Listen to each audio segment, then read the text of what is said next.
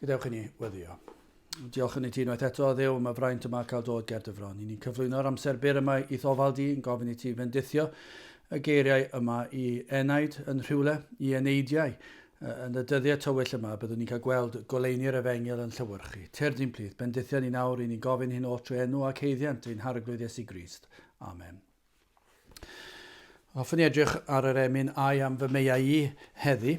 Wrth edrych ar yr emyn yma, o'n i'n meddwl beth gellir dweud, achos bron iawn i chi'n darllen bob un pennill ac mae'r cyfan yna. Mae'r cyfan yn glir, mae'r Efengyl yno o'r dechrau i'r diwedd. Ond o'n i'n meddwl petai yna rhywun trwy ras Duw wedi profi rhyw argyhoeddiad o bechod, rhyw agoriad llygad yr enaid. Bod na rhywbeth wedi digwydd, falle'r sefyllfa ni'n gwynebu ar y funud wedi peri chi ddechrau ystyried eich enaid, bod ganddoch chi enaid i ddechrau, bod ganddoch chi enaid sydd yn mynd i fyw hyd tragwyddoldeb, ond y cwestiwn yw ble fydd yn byw, a falle bod y cwestiwn yma wedi dod yn real iawn ac ofnau yn dod ar ein traws ni. Llawer un yn ofni, ond ddim yn ofni digon i geisio Duw ar y funud. Ond efallai bod yna rhywun sydd yn gwrando yn dechrau ofni am ei heneidiau nhw.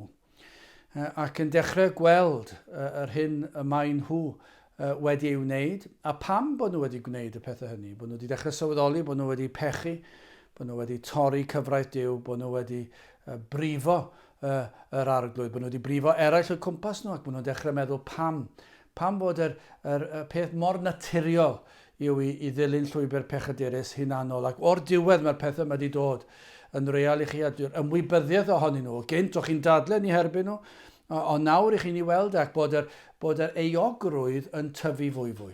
Ac i ni'n llawenhau pan mae hwnna'n digwydd achos ond i diwenarwydd o waith yr ysbryd glân wedi agor llygaid yr enaid i weld yr angen am Grist.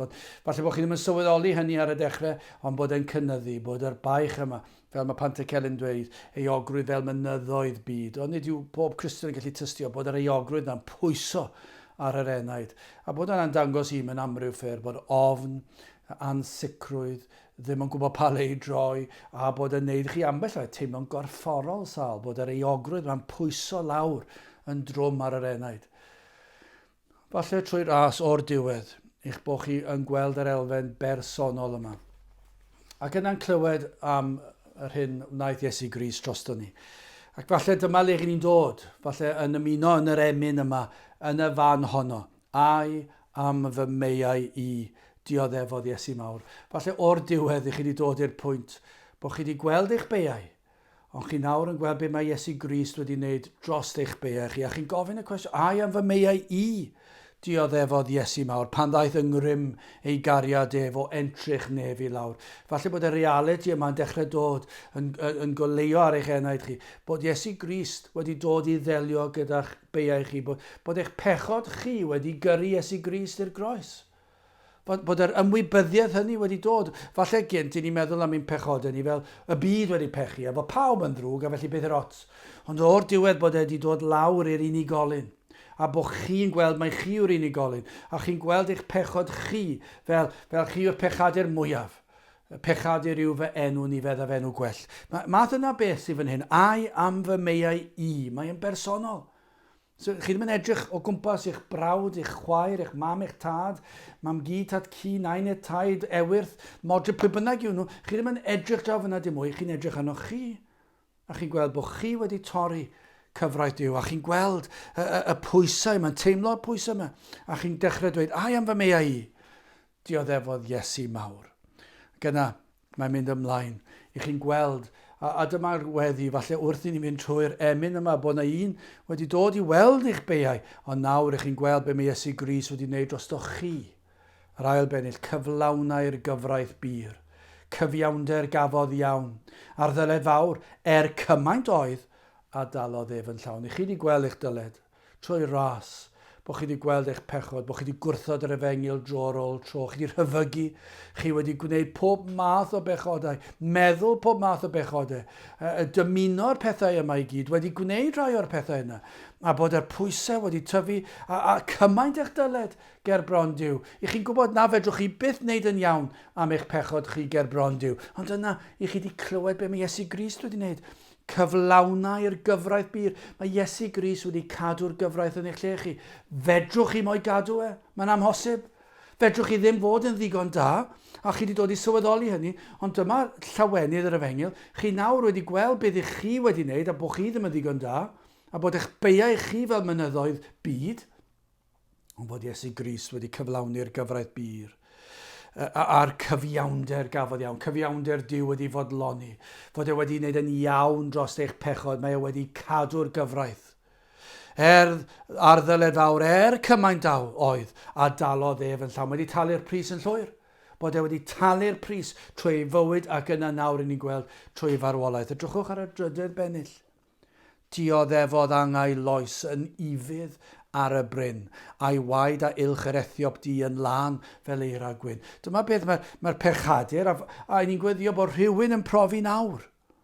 Bod chi wedi gweld eich pechod chi yn frwnt, yn ddi, ond bod Iesu Grist wedi dod a wedi dioddef ar y groes, yn ifydd fel oen i'r lladdfa, bod e wedi mynd i'r groes, ddim yn heiddi fe hunan, ond bod e'n mynd a cymryd eich pechod chi arno e fe hun. Fel taw fe sydd wedi pechu, nid fe sydd wedi pechu, ond mae'n cymryd eich pechod chi, mae'n cymryd y gosb gan y tad, a mae e trwy ei waed a lifodd ar y groes, yn eich golchi chi'n wynach na'r eira.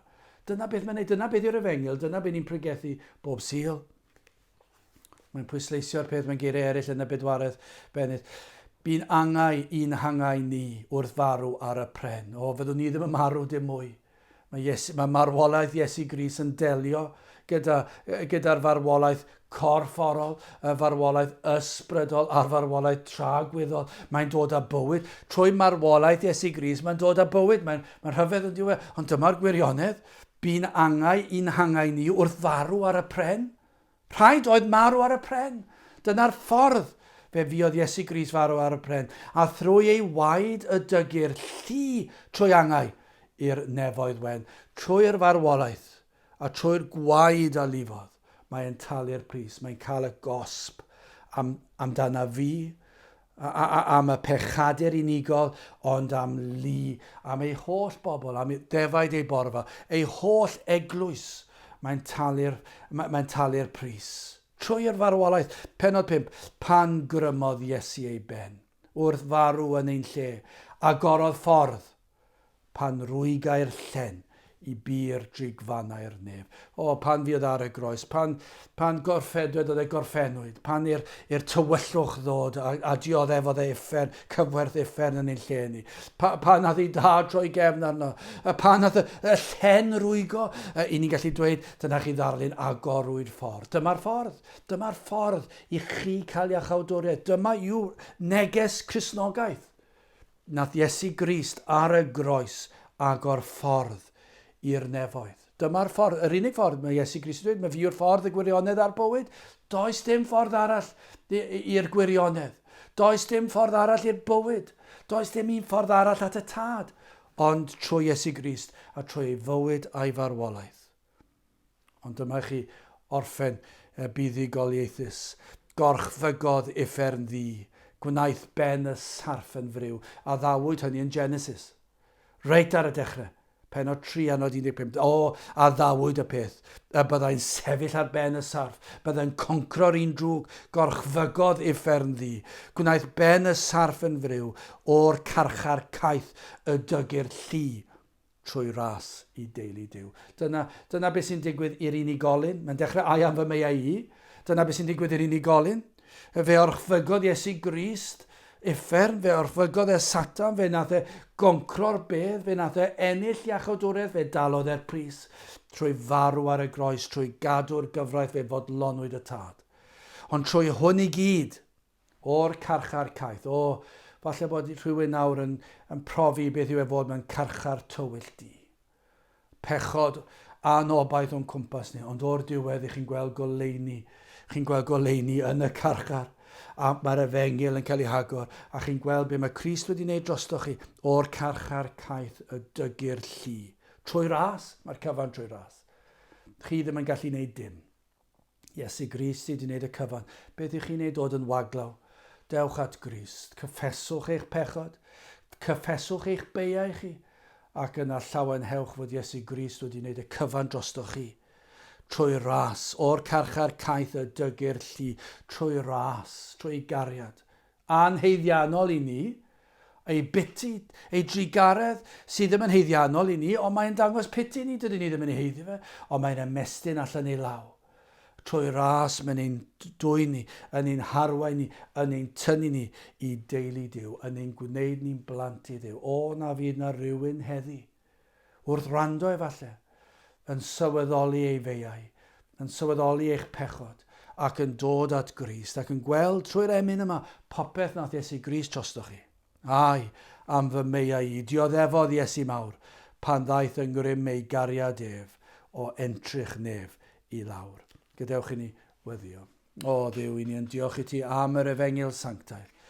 Yn diolch am y ffordd a gorwyd i ni trwy'r arglwydd Iesu Grist. Iddo ddod yn ifydd, iddo fyw bywyd perffaith, iddo gyflawni'r ddeddf, ac iddo gymryd ein cosb ar y groes. Aeth i'r groes fel oen i'r lladdfa, ein mwyn ni. Ac i ni'n diolch am dy ras, ac yn gweddio trwy dy ras, y bydd rhai yn dod o dywyllwch i oleini'r Efengyl, ac y byddu di yn cael yr holl fawl a'r clod. Tyrd ein plith, i ni'n gofyn hyn o trwy enw, ac heiddiant ein harglwydd Iesu Grist. Amen.